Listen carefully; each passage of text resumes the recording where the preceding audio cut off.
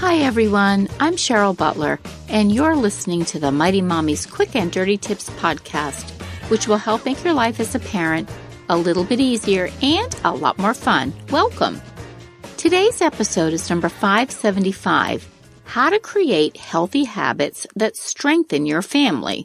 Part 1, because if we spend time developing a healthy lifestyle for our family, we build a solid foundation for their future. Good habits don't just happen. They have to first be introduced to us.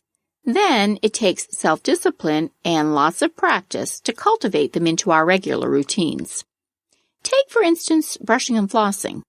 When we were very young, our parents brushed and flossed our teeth for us, gradually teaching us how to do it correctly so we could handle the task ourselves.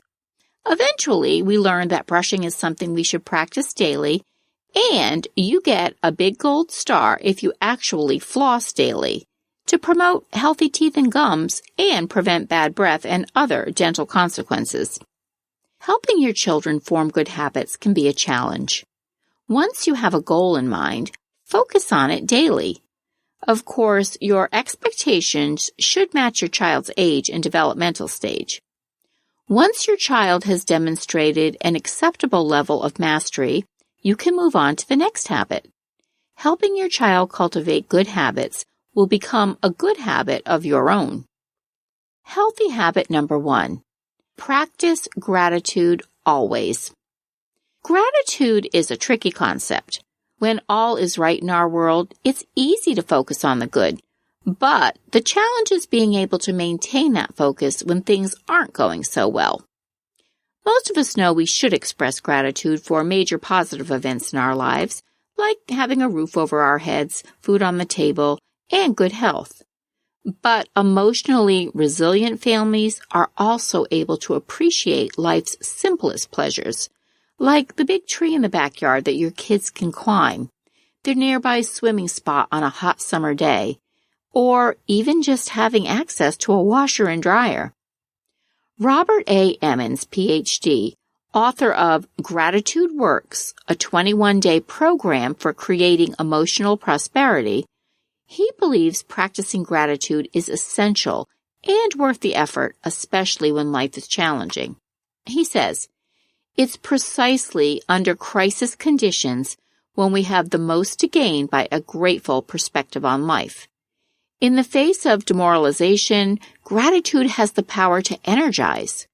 In the face of brokenness, gratitude has the power to heal.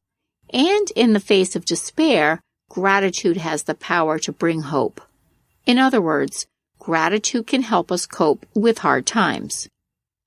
Most kids won't learn gratitude simply by being told to be grateful. The most important thing you can do is to model the behavior for your child. When I was growing up, my family played the magic circle at dinner time.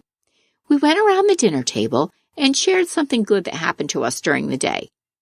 We do something similar in my family today. But my favorite way to tap into gratitude is journaling. Dr. Emmons has a surefire tip to take your gratitude journal to the next level. Instead of writing down all the things you're grateful for, choose one thing a day and write 5 specific things about it. Check out American life coach Marie Forleo's Gratitude, the Most Powerful Practice You're Not Doing on YouTube for a closer look at how to get over gratitude fatigue and pump up the volume on your gratitude journal. You'll find the link on my page at www.quickanddirtytips.com/mighty-mommy. And this is episode number 575. Building gratitude, hey, it does take practice. But when you make time for it regularly, the gratitude habit will enhance your family's happiness. Healthy habit number 2. Turn off devices and enjoy family fun time. For a family to stay connected with one another, it's critical to carve out regular blocks of together time. Get your family in the habit of hanging out just for the fun of it, not solely for special occasions like birthdays or vacations. Family fun time is super important, But what really makes it meaningful is when everyone's present and tuned in with one another. A personal connection can be difficult to achieve when we're all attached to our devices nearly 24/7. So here's a solution. Plan regular chunks of family time when you're committed to unplugging. In my recent episode, Book Recommendations for Busy Moms, I interviewed Zibby Owens, the voice behind the podcast, Moms Don't Have Time to Read Books. One of her top book picks to enhance quality family time was 24/6, The Power of Unplugging One Day a Week by Emmy-nominated filmmaker Tiffany Shlain. 10 years ago, Tiffany was invited to be part of the National Day of Unplugging. The experience was life-changing for her. She said it felt like a modern version of a day of rest because it felt so good her family has practiced it weekly ever since. If a weekly digital detox seems too much, try a monthly or quarterly time frame instead. And if you're looking for creative ways to spend your unplugged family time, Shlain's book has a list of fun things people of every age can do without their screens. Healthy habit number 3. Help habits grow with family encouragement. Sit down together and encourage each family member to decide on a habit that they'd like to improve. Younger kids, for instance, can try using the words please and thank you regularly. Older kids can substitute more physical activity for less screen time. And we adults, well, we can try to eat more veggies daily and drink water instead of soda. The entire family can find ways to reduce their sugar intake. Next, give each person some flower seeds or a bulb and have them plant the seed in the ground or a container.